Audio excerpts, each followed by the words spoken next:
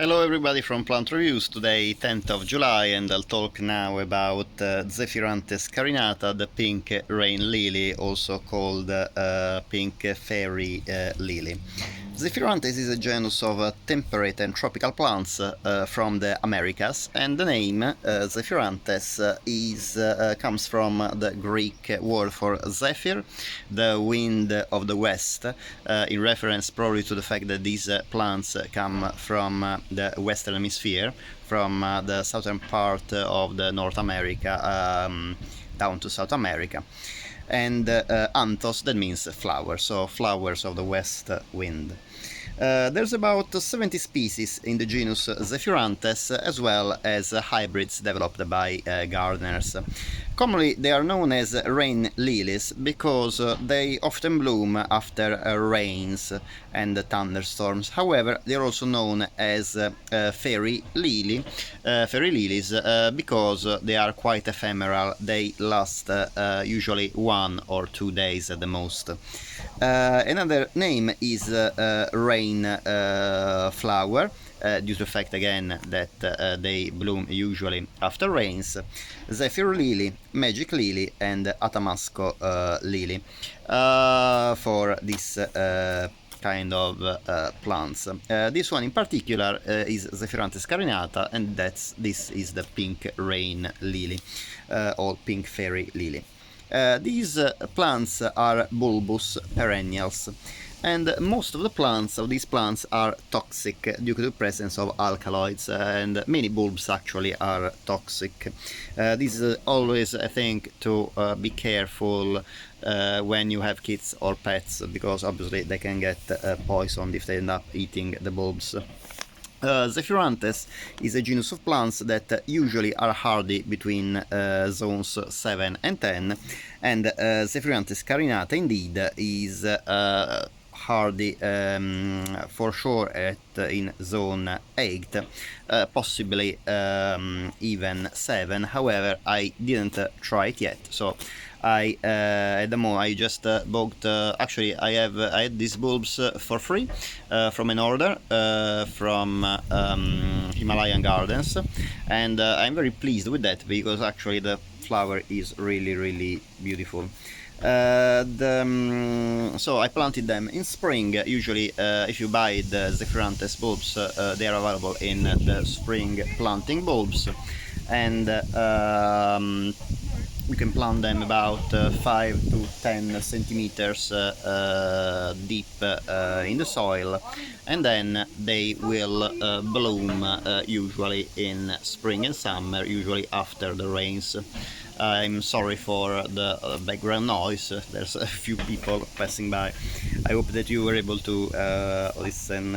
Anyway, yeah, as I was saying, it is a beautiful pink flower that, as usual for many bulbs, has 6 tepals. The plant belongs to the family Amaryllidaceae, subfamily Amarylloideae, and the tribe Hippeastri. Therefore, is actually quite a close relative to Hippeastrum. That is the so-called Christmas Amaryllis. That is not a real Amaryllis. The plant is about 10-15 centimeters tall. The leaves are very dark green, actually very shiny as well, and they are about 15 centimeters in length, and they are strap shaped, as you can see. The width is they're pretty narrow leaves. It is about probably half a centimeter in width, as you can see.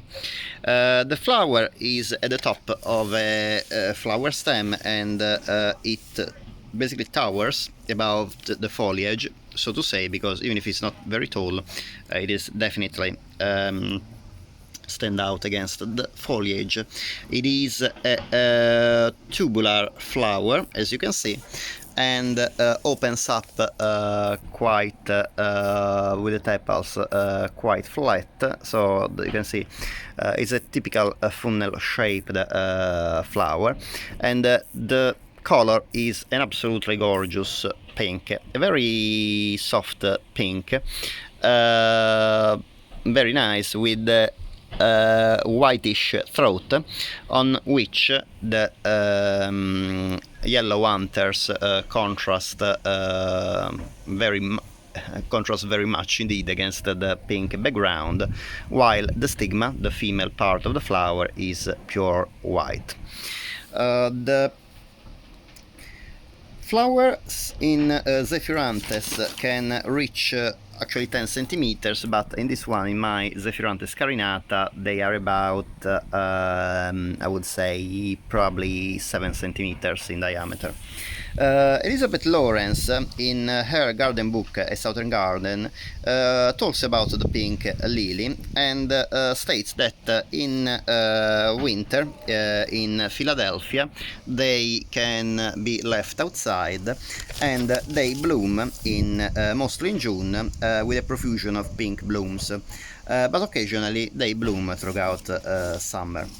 The flowers of Zephyranthes carinata, in addition to have this beautiful pink color, they are actually slightly fragrant. It's a very pleasant fragrance. It's a kind of sweet fragrance.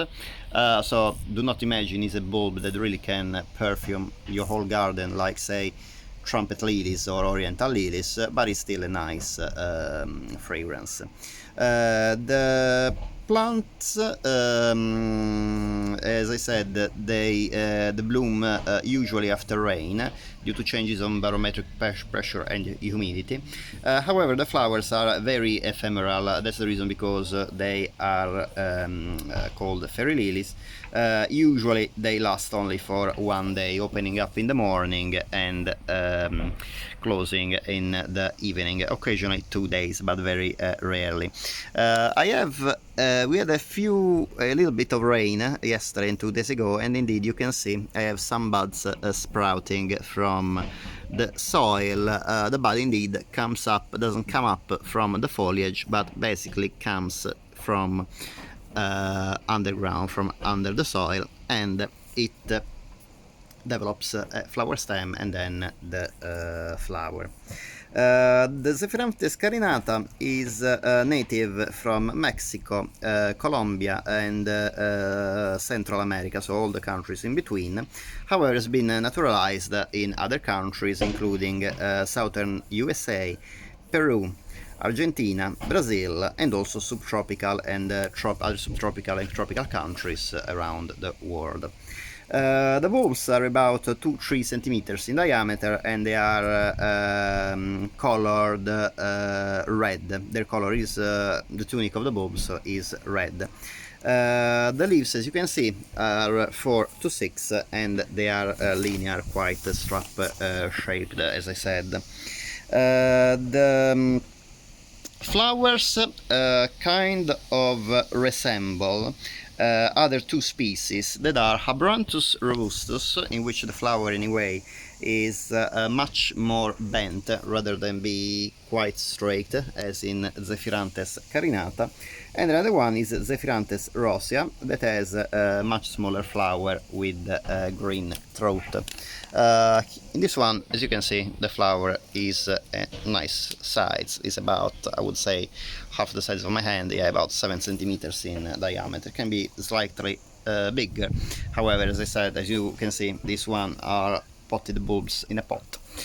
So this is the reason, because possibly the blooms didn't open at full size, and also I just planted the bulbs this year in April, so might be this is the reason, because they actually are still pretty small in comparison to the 10 centimeters achievable by this plant. As I said, this is toxic to, this plant contains toxic alkaloids, so please ensure that kids or pets do not end up eating these plants, because these alkaloids can cause vomiting, convulsions, and even death. About cultivation tips for this plant, is a very easy plant to grow, can grow actually even outdoors in the garden, as it is called hardy in zone USDA 8, and so it's called hardy in most of the UK. However, if you live in a very cold area with prolonged frost, you might be better off planting the bulbs outdoors or in a pot in spring and lifting them in autumn. They are pretty common flower bulbs to find. You can find pretty easily in garden centers and online as well, and they're quite cheap. And well, me, I was even luckier because I got these bulbs for free from an order from Imagaray Gardens. These plants thrive really in full sun and well-drained soil, and as I said, they will bloom after rains. The bulbs need to be planted about 5 centimeters deep. You can plant them even 10 centimeters deep, but I think 5 centimeters deep is more than fine, and it is a very, very easy plant to grow. Elizabeth Lawrence actually described that this pink fairy lily can, if grown outdoors, can multiply very easily by offsets and seeds, and basically she describes a beautiful profusion of pink blooms in her book A Southern Garden. However, I planted only 10 bulbs, and as you can see, I had one spent flower a few days ago, and one flower now, and a few buds coming up now. So obviously, if you want really a profusion of flowers, it's better you plant at least 15 or 20 bulbs in a pot. However, it's a plant that multiplies quite easily, so you won't wait long. You don't need to wait long for having a nice display of these beautiful pink flowers. I hope you enjoyed the video. If you would like to support my channel, it would be great if you can please subscribe to the video. If you don't like the video, obviously give a thumbs down, and please write in the comment below what you didn't like, and I will try my best to improve my next videos. Thank you very much for watching, and I hope to see you next time. Bye.